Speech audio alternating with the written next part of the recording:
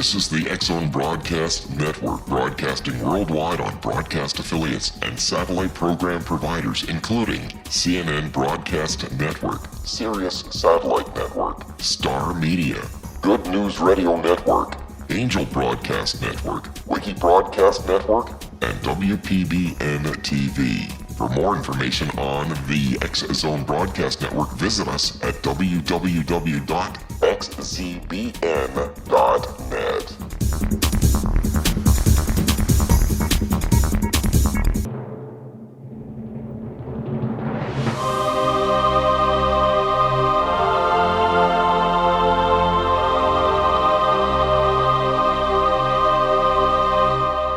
The Science of Magic with Gwilda Wiyaka is largely an opinion talk show. All opinions, comments, or statements of fact expressed by Gwilda Wiyaka's guests are strictly their own and are not to be construed as those of the Science of Magic or endorsed in any manner by Gwilda Wiyaka, Relmar McConnell Media Company, its affiliated networks, stations, or employees.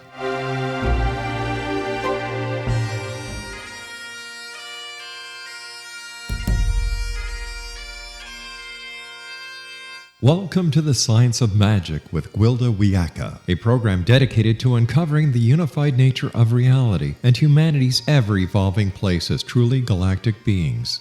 For more information on the Science of Magic with Gwilda Wiyaka, visit us online at www.thescienceofmagic.net.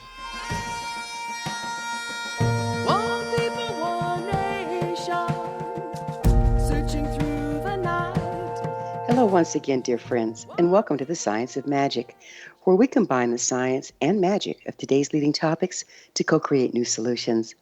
I'm your host, Gwilda Wiyaka. This hour we'll be exploring ancestral knowledge. The great spiritual dilemma of our time is the question, who has the right to participate in earth-based practices? There's much talk of ceremonial appropriation in First Nations. Is our right to connect with the earth as individuals dependent upon whose ancestors dominated and whose were overrun, skin color, and which piece of global real estate we happen to be born on? Who really are the First Nations? The Neanderthals were present long before those we currently view as indigenous people. What were their practices? We don't want to step on any toes here. Yet there is an unfortunate modern practice of appropriating indigenous ceremony without permission or proper training, as evidenced by self-help guru James Arthur Ray, promising to help people achieve both spiritual and financial wealth for an exorbitant price. Ray held an improperly conducted sweat lodge ceremony in an erroneously constructed lodge that ended in 3 dead and 19 hospitalized. Increasingly, people from all nations hunger to reconnect with the earth, and rightfully so. If we don't return to the circle of life and the balance to be found there, it would appear our days are numbered.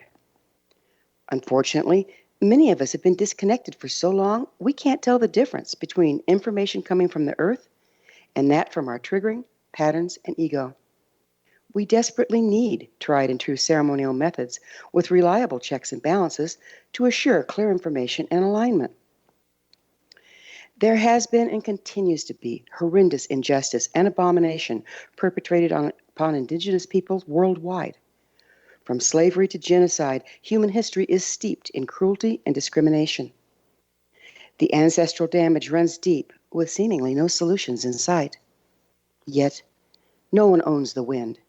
And if we don't stop peeing on the lodgepole, transcend our differences, and realign with life, our continuation as a species is definitely in question. With us to delve into this controversial dilemma is Pegi Eyers, author of Ancient Spirit Rising, Reclaiming Your Roots and Restoring Earth Community. Pegi's work is a survey on the interface between First Nations and the settler societies and the vital recovery of our ancestral, earth-connected knowledge. Her website, StoneCirclePress.com. Pegi, thanks so much for joining us on the Science of Magic. Oh, I'm happy to be here. What's your background training that prepared you to write this book? Well, I live in a part of the country. I live in Canada and Ontario, and there's a lot of First Nations in our vicinity, so I've been very blessed to have that proximity over the years. I live near Trent University. There's a large Indigenous studies program there. And the starting point, I think, for my book was hearing First Nations people talking about the cultural appropriation that was happening in my own area and in other parts of the Americas. So I started to see that syndrome more clearly. It was happening in the New Age world around me, in the self-empowerment, transformational industry, and in so many other places. So I started to pay more attention to that, and then my book came out of that observation, and then my book went off into so many other directions. But cultural appropriation was definitely the starting point. Would you mind, for our listeners, what exactly is cultural appropriation? Well, I think to really simplify it, a good guideline, you can look at the culture you belong to, and then you can look at the culture that's being appropriated from. And if they're on an uneven if one of those societies is oppressing the other, then it turns into cultural appropriation. If both of those cultures are kind of like on an even playing field, shall we say, then it would probably just be a case of cultural sharing. But here in the Americas, there's definitely a dominant society. It's called... Well, we're going to have to go deeper into this subject on the other side of a commercial break. Yeah. So Peggy and I will return shortly. Don't you go away. This could get good. You're listening to The Science of Magic. Our current episodes are aired daily on the X-Zone Broadcast Network, xzbn.net. In service to our listeners, prior innovative episodes can always be accessed free of charge on our website, thescienceofmagic.net. The Science of Magic is proud to be produced by Relmar McConnell Media Company, Hamilton, Ontario, Canada.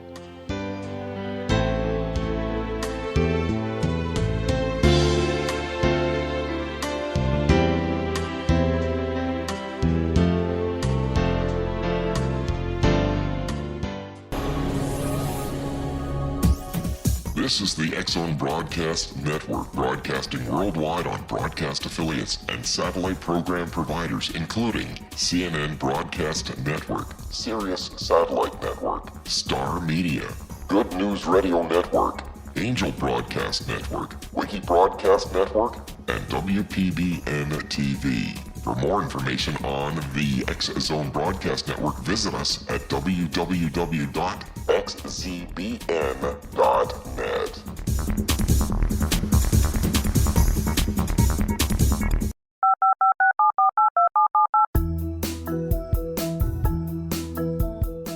Did you know that when you're on the road with limited data or Wi-Fi, you can still listen to the X-Zone Radio Show with Rob McConnell, The Science of Magic with Gwilda Wiyaka, X-1, Dimension X, Space Patrol, and every minute of the X-Zone Broadcast Network by calling 213-401-0080, courtesy of Audio Now.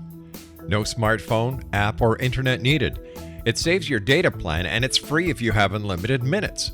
Call 213-401-0080 to listen on any phone, anytime, anywhere. Remember 213-401-0080 for the best of the paranormal, parapsychology, and sci-fi radio programming anywhere, 24/7, 365.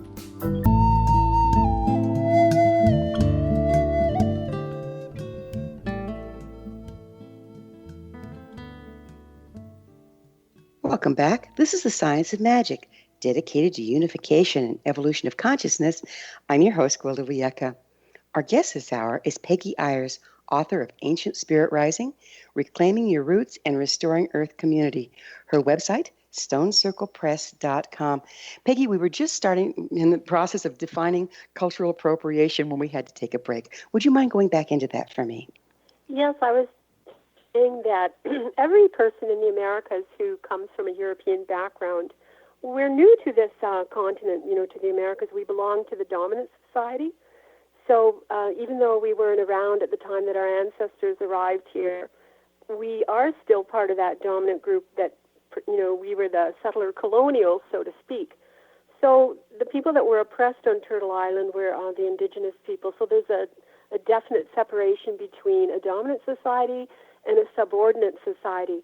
So there is no cultural exchange, any kind of use of that Indigenous people's spiritual or cultural property would come under cultural appropriation because it's an extension of settler colonialism. First, our ancestors came here, they took over the land, then the resources, and in the final step of genocide directed toward First Nations, the whole agenda would be to assume the identity of the First Nations people. So it isn't a harmless, even less harmless than we think it is, right? So you're James Earl Ray, that is like the furthest extension of colonialism when you can actually assume a native identity. Well, actually, he didn't assume a native identity. I'm sorry, he just had the sweat lodge ceremony. But people like Lynn Andrews, there's a whole string of people that actually assumed First Nations identity, even though they're not First Nations. So that's the furthest on the continuum of cultural appropriation, and that is the most harmful. Well, but is it cultural appropriation for the natives to practice Christianity? No, because it's not possible to do reverse cultural appropriation because that's just called adapting to a dominant society. They're in a subordinate position. No matter what they do, they're still oppressed people, right? They're still in the minority.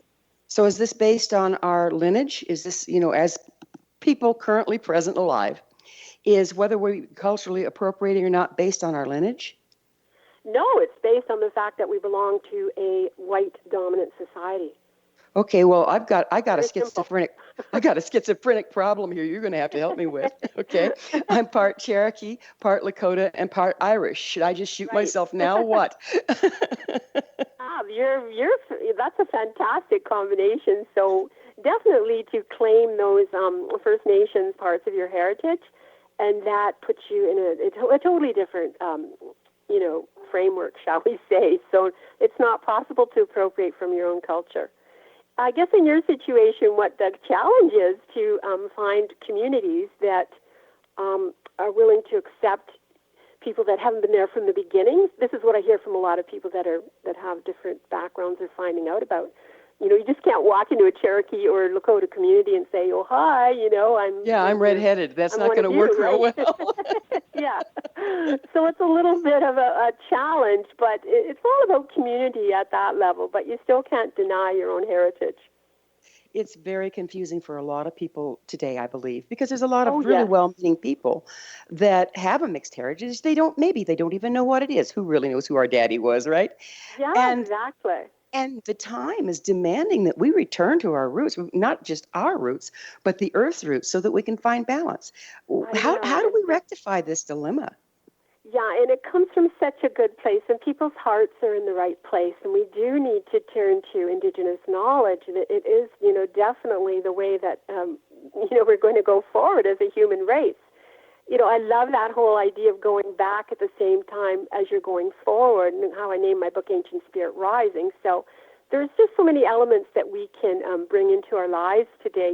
We are modern people, but there are so many ways to incorporate different ways of thinking, different ways of living, and it's a really exciting movement. It's kind of still in its infancy. And what I would say is to find those elements from your genuine background, and then you don't have to be involved with cultural appropriation in any way. I'm a Scottish Gael by heritage. I'm just learning about my own culture because I'm 8th generation Canadian, but, the trail is pretty cold at this point, but I do, there are a lot of markers for me to go back and reclaim that heritage. So that's really exciting, is this ancestral work. We don't have to appropriate from anybody.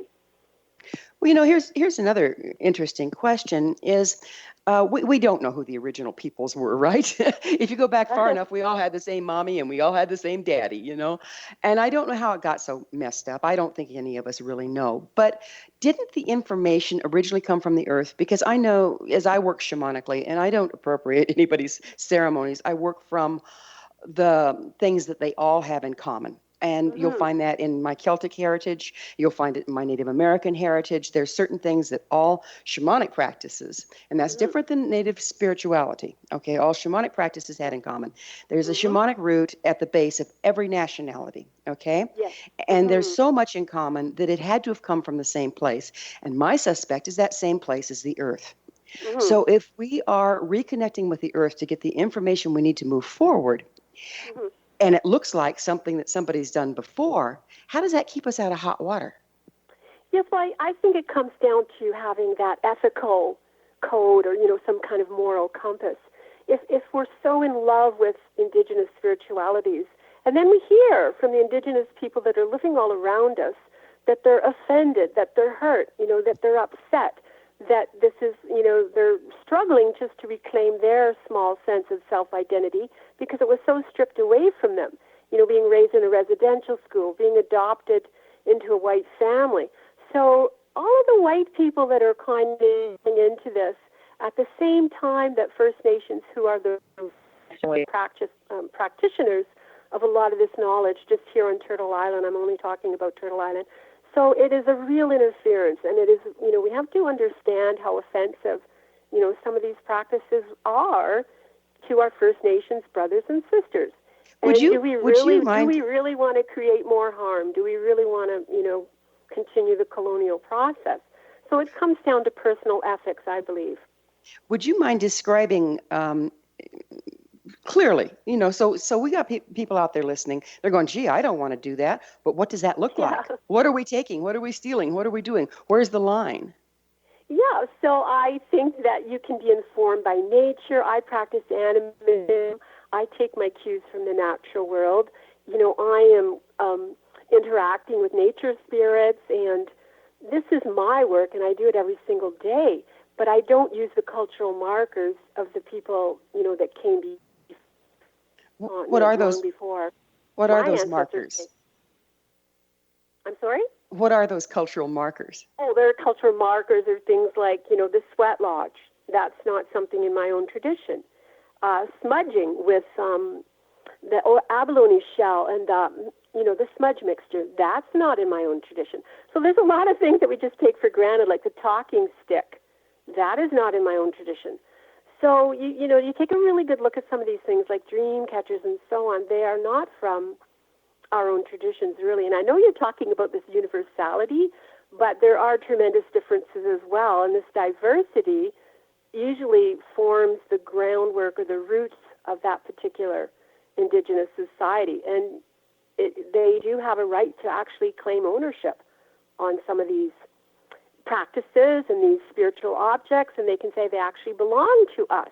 The Hai to have their own distinct ceremonies and cultural practices. So I hear what you're saying about universality, but at the same time, I do think that the traditions are extremely different. Yeah, actually, I don't come from a universality place. There's this scientifically proven, or at least mathematically proven, theory that says that the present is created equal parts from the past and the future. Yeah. Okay. And so we see the hurts and the wounds of the past.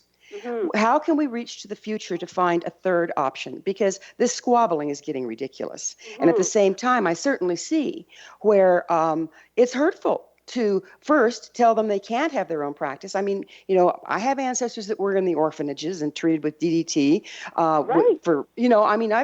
I've got that kind of heritage in there. And yes. To first be almost murdered, it was clear in the 70s you weren't even allowed to practice your own religion. And now having the New Age people go off half-cocked. Yeah, well, that's the problem. That's why I wrote my book. Exactly. So tell me, how are we going to get an earth-based connection without appropriation?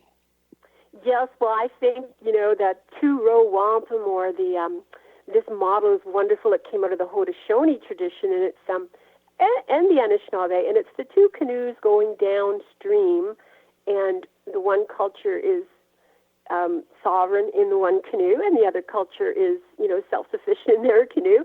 They're going down the same river, but they're respecting each other, and neither one is trying to get in the other's canoe. Wonderful metaphor, and I think if we can, as white people, we really need to work hard to reclaim our own ancestral identity. I think that's the key to everything here. If we can really get solidified in our own identity, then a lot of these problems wouldn't be happening. It's just that as white people, we're so used to jumping all over the place, and consumerism has really fed into that. oh, today I can go get a book on Reiki, or next week I'm going to go and study the ancient Peruvian crystal skulls, and we just jump, from one thing to another constantly. But if you could just settle down and sort of, pick a particular heritage, or, if we have many, say we're from like 4 or 5 different European countries, you have to actually settle on one, and then just sort of delve into our own ancestry. And I think that's how we're going to become, strong in our own cultural roots and our own connection to the earth. And we will also gain the respect of other First Nations people as we're doing that. Peggy, that's such a circle of indigeneity. We're not being kept out of the circle of Indigenous knowledge. We just have to come into it, a little more stronger in our own tradition, and then we'd be welcome at that sacred fire. Seriously. So beautifully put, because the dabbling is what's causing the problem, is people just taking a little from here, a little from there, and there's no grounding to it, and it can be very damaging and misrepresenting. Yeah. And I think New Agers, they sort of end up mistaking that materialism for the spiritual path itself, and it isn't a spiritual path. A spiritual path is something that takes, a lifetime to perfect, and you would spend maybe 30 years just on one thing, whether it be tarot cards or, whatever it happens to be. You really have to spend a lot of time perfecting it. So, yeah, it seems like that's kind of where we took a left turn, is mistaking the practice for the goal. Exactly. Yeah, I see that a lot, don't we? Well, yeah, we've so lost sight of what's really, really possible if you really commit yourself to a practice, like you say, and the closer it is to your original practice, the better. That we're wired that way. Exactly. That's totally what my whole book's about. So fantastic. You're brilliant. Well, no, that would be you. Yeah, no, you hit it though.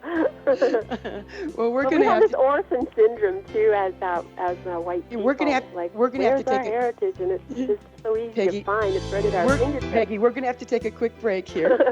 Peggy and I will return to our discussion on the other side of this break, so don't go away. We're coming to you through the X-Zone Broadcast Network. Don't miss the other fine shows and hosts on xzbn.net.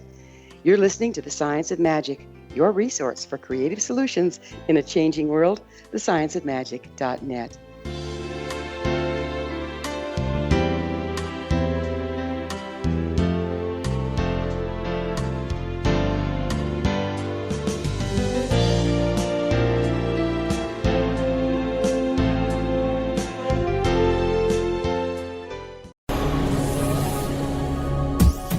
This is the X-Zone Broadcast Network, broadcasting worldwide on broadcast affiliates and satellite program providers, including CNN Broadcast Network, Sirius Satellite Network, Star Media, Good News Radio Network, Angel Broadcast Network, Wiki Broadcast Network, and WPBN TV. For more information on the X-Zone Broadcast Network, visit us at www.xzbn.net.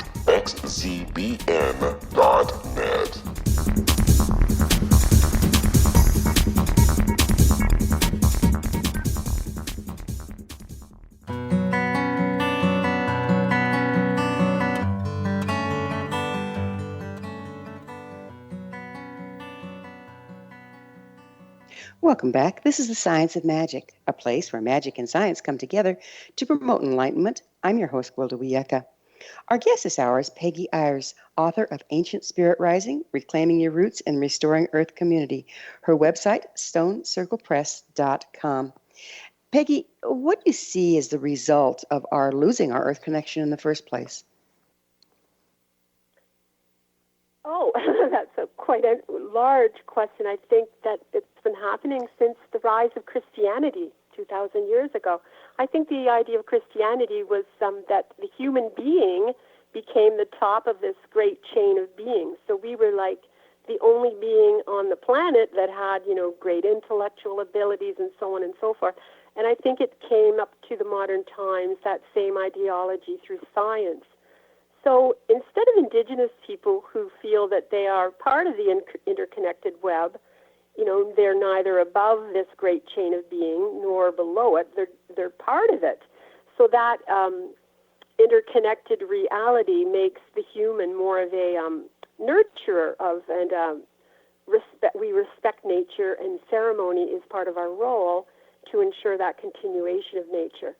But we've lived in a society for the last 2,000 years that's completely the reverse. So you have human beings dominating the natural world, dominating each other, and then with the rise of racial or race theory, which created racism, that gave people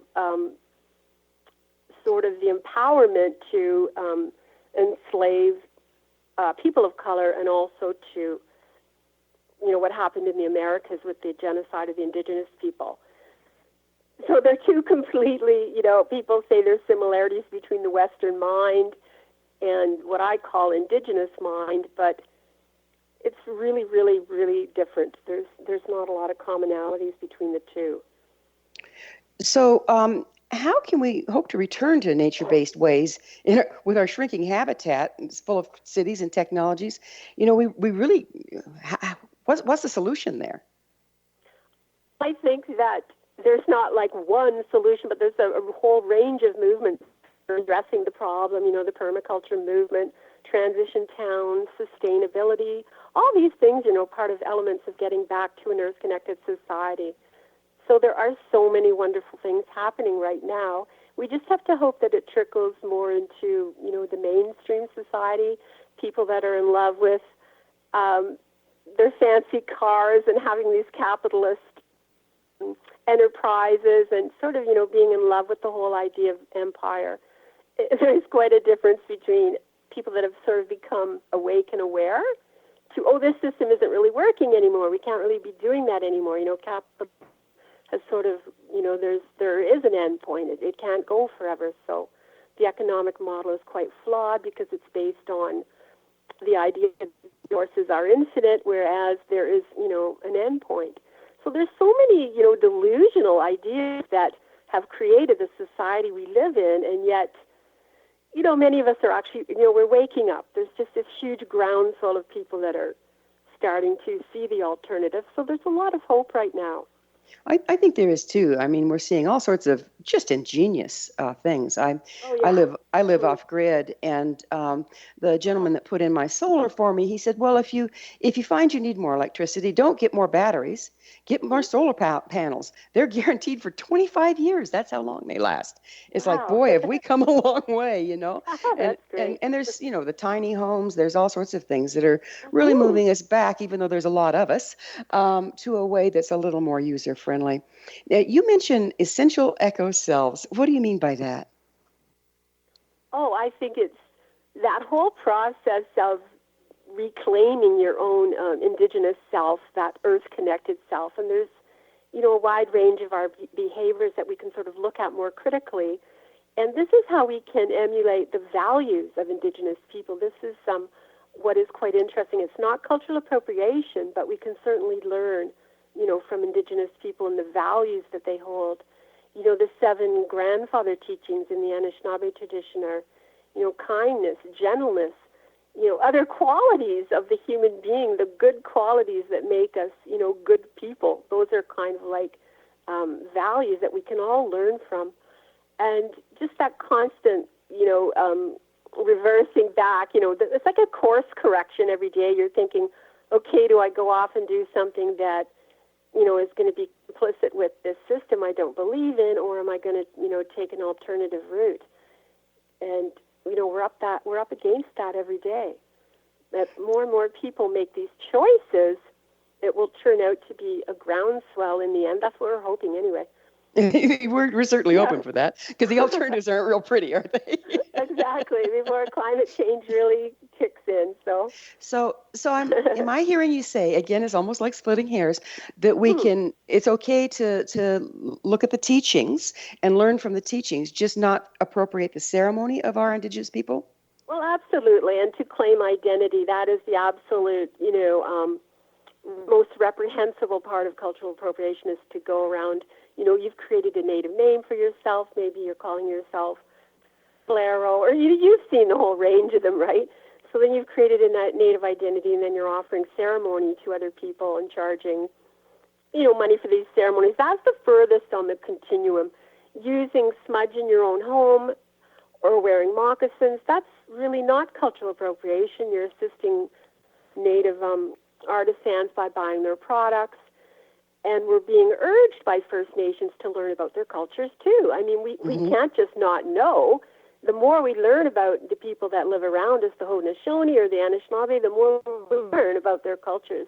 The better equipped we are to be good neighbors, to come together in a peaceful coexistence. So we do have to learn a tremendous amount about First Nations, but just, don't assume that Native identity, and do not use their cultural signifiers in your own practice, and, do not really feel free to use the ceremonies and rituals as you would offer that to other people in workshops and, charge $3,000. So those are the boundary, there are boundary lines that weren't in place before. And the more people learn about it, then the boundary lines can sort of be put back in place. Okay, so that makes a lot of sense to me. So what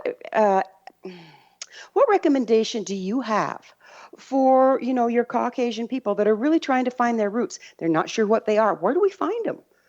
Yes, I think that whole area right now is so exciting. I call it the ancestral arts movement. And, find out your own genealogy first. There's so many ways. And there's never been a time before in human history where we weren't surrounded by so many sources of information with the internet, incredible libraries, and these new genealogy companies are springing up. And it's not expensive now to find out your exact DNA. It's very useful for so many people that come from diaspora or, forced immigration. They don't even know who their ancestors are. Both my grandparents were British home children. They came to Canada through, a scheme. It was coming to light more and more that it was more like a child slavery program than anything. But because of industrialization in Britain, there were so many children living on the streets. The poverty was so rampant, and right at the tail end of the Victorian era, they decided to, Canada was being settled, so they decided to get this program into place that shipped enormous numbers of young children to Canada without their parents. So do you suggest really questionable about all that? So those are my ancestors, right? And I really don't know really who they were related to because they came here sort of as orphans.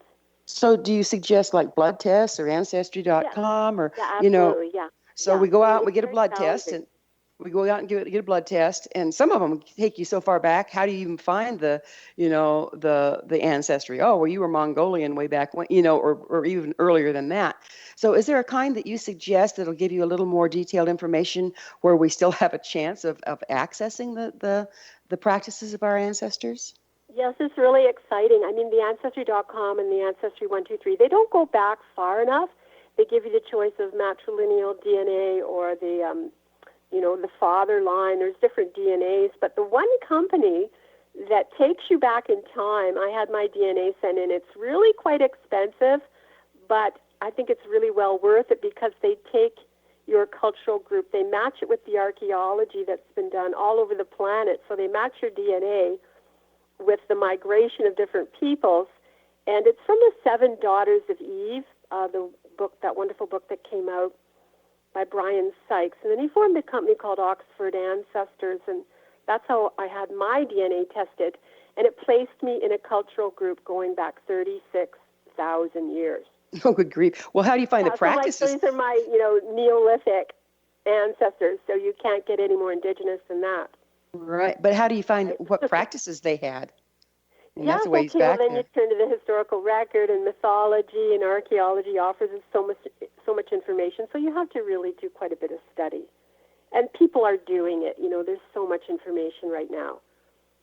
Yeah, well, you remember the old game of telephone where a line of people line up and they'd whisper in each other's ear and pass down a phrase? Oh, right, And 5 or 6 people later, they'd say what the phrase was and compare it to the first one that started it, and the meaning had totally changed. Oh, so right. if that's you see it all the time. So if that's the case, and I know how important oral tradition is, but once we go down that many thousands of years, hasn't the ancestral wisdom been polluted and misinterpreted as it's been handed down? And how do we deal with that? Yeah, I think that does just become such a long extension of time, doesn't it? I think that's where our own ancestral memories come into play, which I truly believe in, that we hold things, deep inside us, in our, at the cellular level even. So if we have a dream or, visions, there's ways to encourage that work and to meet with ancestors in dreams and visions. This is such an exciting area to delve into. Also, your imagination. Sometimes we have to recreate different cultural practices, and with that attitude of sacredness toward the earth and bringing in the local ecosystem where you happen to live now, I don't think that you're going to be faulted. No one is going to ever say you cannot access your own heritage. So it's quite exciting. So it's a combination of sort of ancestral memory, dream work, and imagination. You're going to have to recreate, quite a bit of it, I think. Well, how about moving forward? How about we find the principles that all of the practices used and use them to create new traditions? Yes, I think that is going to be something that will happen. And, let's face it, we have lost so much that you said splitting hairs earlier. I think you're so absolutely right. It's going to come to the point where, things are going to have to come together, and it's going to have to be, an acceptable practice, and it's going to be done in a good way. And I think, we're just going to have to accept that. Like, without, getting all political about it, at some point we're just going to have to sort of put the politics aside. Time is short here, people. Exactly. Yeah. Well, we're going to have to take another commercial break. So Peggy and I will be back shortly, so don't leave us now. This is The Science of Magic, your resource to altruistic professionals of science and the esoteric, working to create common ground for the betterment of our world. Join our email family to receive our amazing topic-driven episode collections at thescienceofmagic.net, and don't miss the other shows on xzbn.net. There's some new exciting ones, so tune in and listen.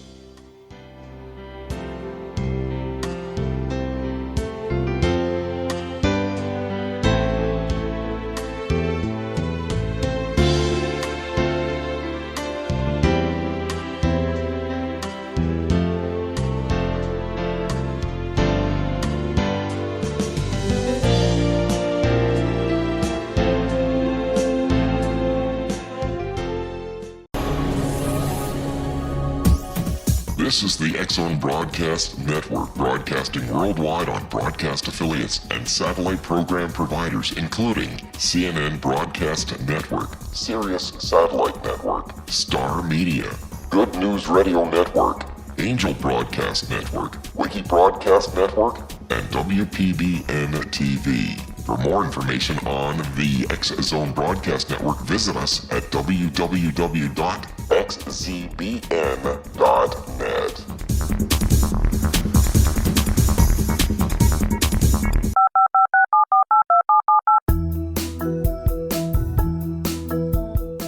Did you know that when you're on the road with limited data or Wi-Fi, you can still listen to the X-Zone Radio Show with Rob McConnell, The Science of Magic with Gwilda Wiyaka, X-1, Dimension X, Space Patrol, and every minute of the X-Zone Broadcast Network by calling 213-401-0080, courtesy of Audio Now. No smartphone, app, or internet needed. It saves your data plan, and it's free if you have unlimited minutes. Call 213-401-0080 to listen on any phone, anytime, anywhere. Remember 213-401-0080 for the best of the paranormal, parapsychology, and sci-fi radio programming anywhere, 24/7, 365.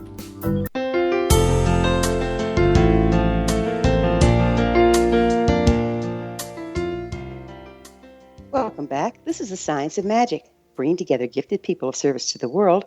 I'm your host, Gwilda Wiyaka. What's up in your world? Email me at info@thescienceofmagic.net and suggest a topic or a guest that's on your mind. You're probably not the only one that would enjoy listening to it.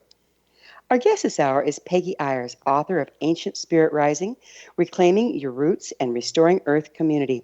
Her website, stonecirclepress.com.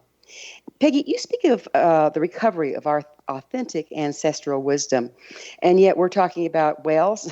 We may or may not be able to find that this far down the road. So what exactly do you mean by our authentic ancestral wisdom? Oh, I just think simply that means that it is something in your own heritage. And I know that's really complicated. It's quite a challenge for us as European-derived people because, there can be so many different combinations. My DNA turned out to be just one particular Celtic group. And, you just have to have your DNA tested, I think, and go from there. So once we do that, and we were talking about the difficulty of sometimes the practices have been lost. And you were saying there are ways to use our imagination to reconnect. How is that valid? How does that work? Well, I mean, that is going way, way back, to a time when there wasn't even nation states in Europe. But there's always been a thread of paganism throughout our European history. And these revival movements are really, really, strong today. There's Nordic paganism. There's the Celtic Reconstruction movement. There is, traditions that are for people in countries like Poland and so on. I can provide links to all of these amazing, new cultural revival movements that are happening. And we do have Celtic Reconstruction here in the Americas. We have Nordic paganism. And it's just a matter of learning where these groups are located. With the internet, there's so much going on Facebook and so on. There's a wealth of information now available. All kinds of books have been published in Druidry. If your tradition is more like the Avalon tradition in, Welsh and English traditions. So there's just a wealth of information. And really, there is no excuse really right now for not learning about your own wisdom traditions, because there is just so much information. You can hardly not, go into this exciting movement. There's just so much going on. And you know what it brings to me is this piece of authenticity. And there was in a lot of different teachings I've run across how each of us were cast to the four corners of the world. And when we plead, if any of us doesn't stand in our authenticity and hold our piece of the information, and isn't that part of what's going on now, is being able to bring our piece back rather than try to take on someone else's. Yes, and I know it's really, really challenging work because, we've been so disconnected from a specific ethnocultural group. And even as white people, we don't even see the need for ethnicity anymore. We think that our heritage is something called Canada or, the USA, but those are not really true cultures. They're actually great big nation states, So this is how challenging and so difficult this work can actually be. But I think in the years to come, we're going to see a lot more of small bioregional developments, like the small village model, and sort of people coming together in intentional communities. I really see that as a wonderful movement, and if they're aligned with a specific ethnicity, that's good, but if they're not, that's probably good too. So there's all kinds of different ways to do this work. Yes, we definitely have to move forward and quit squabbling about backwards. So you speak of a paradigm shift. Would you go into that a little for us? Yes, I think that the whole rejection of how we see that capitalism and all the destruction of the earth is really reaching a real all-time dangerous point. So sort of shifting back and moving away from that precipice, I call it, that we've reached this really, really dangerous point in human history. So the paradigm shift, is basically coming from, so many different movements. Wasn't there a book that came out and said there was something like, 1 million just organizations in the U.S. alone that are based on, sustainability? So I see so many things as being part of the paradigm shift.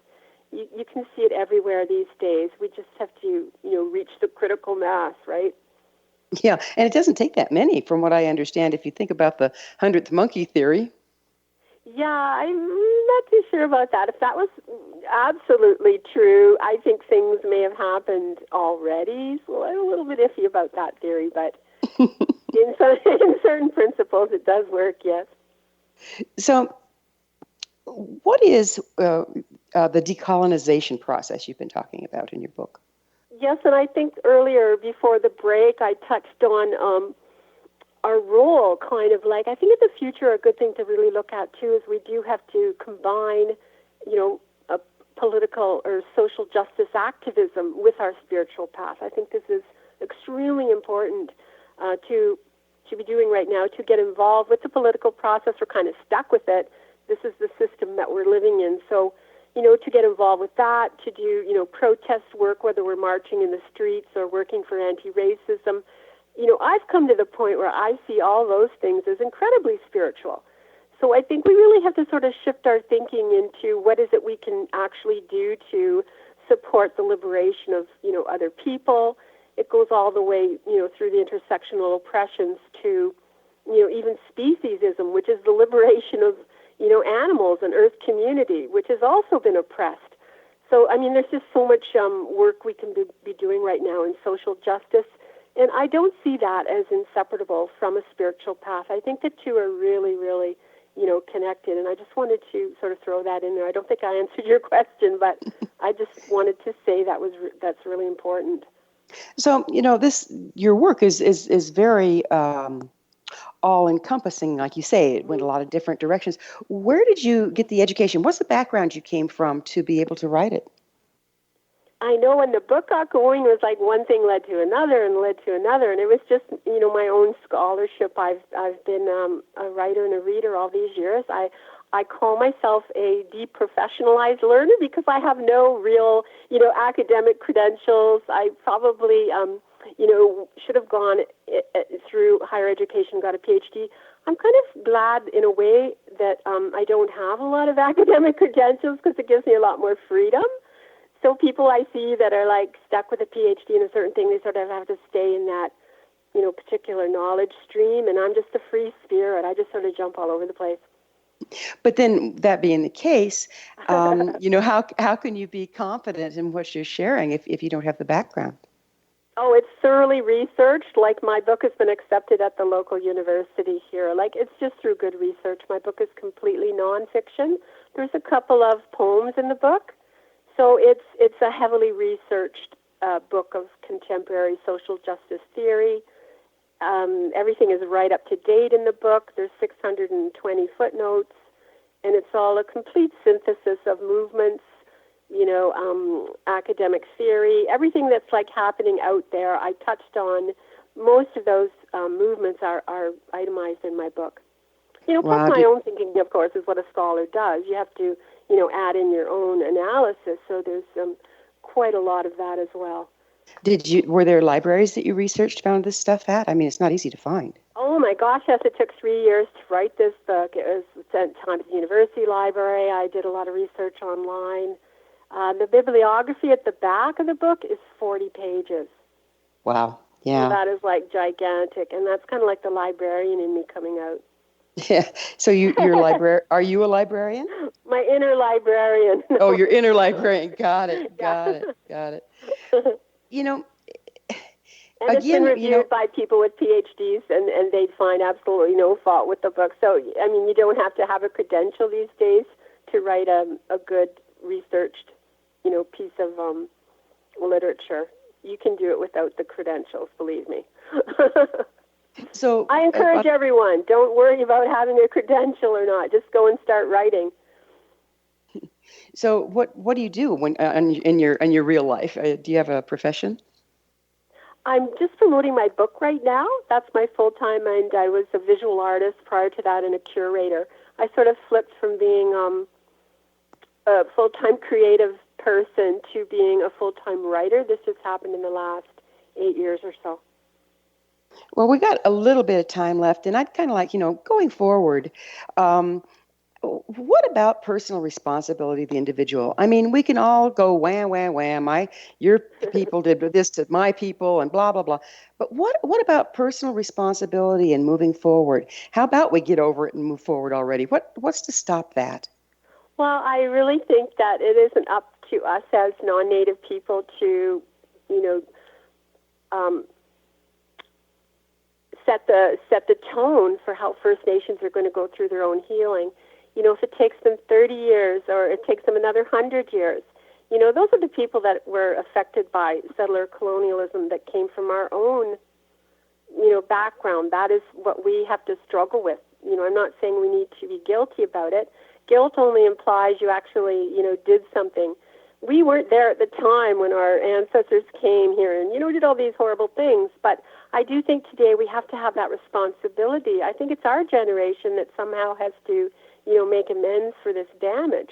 And I think we really have to pay attention to First Nations. We have to work in allyship to make sure that. Well, I'm sorry, human but rights are honored, and so it's hard to really it's hard to believe. It's hard to believe we're out of time, but we are. Peggy, thanks so much for coming on the show.